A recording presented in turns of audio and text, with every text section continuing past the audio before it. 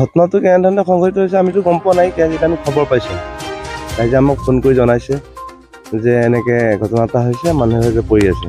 তেতিয়া আমি আহিছোঁ, আহি পেলাই লগালগ আমি আৰক্ষীৰ লগত যোগাযোগ কৰিছোঁ আৰু তেখেতসকলো আহিছে। 108কো খবৰ দিয়া হৈছিলে, কিন্তু তেখেতসকল আহি পোৱা নাছিলে। হয়তো আৰক্ষী আহি লগে লগে তেখেতসকলৰ গাড়ীতে লৈ গৈ আমাক কঠিয়াতলী প্ৰাথমিক স্বাস্থ্যকেন্দ্ৰত ভৰ্তি কৰায়। আমি যোগাযোগত আছিলোঁ তেখেতসকলৰ। তাৰপিছতে মানুহগৰাকী যিহেতু অকলে আছে, তেখেতৰ পৰিয়ালৰ লগত আমি যোগাযোগ কৰিলোঁ। তাৰপিছতে আমি আকৌ সেই ৰাতিৰ লগে লগে তেখেতসকলৰ পৰিয়ালৰ লগত যোগাযোগ কৰি তেখেতসকলক নি আমি আকৌ হস্পিটেল গ'লোঁ। হস্পিটেলত যেতিয়া ইয়াৰ পৰা ৰেফাৰ দিলে নগাঁও, তাৰপিছতে আমি এম্বুলেঞ্চৰ ব্যৱস্থা কৰিলোঁ। ব্যৱস্থা কৰি তেখেতসকলৰ সৈতে আমি নগাঁৱলৈ পঠাই দিলোঁ।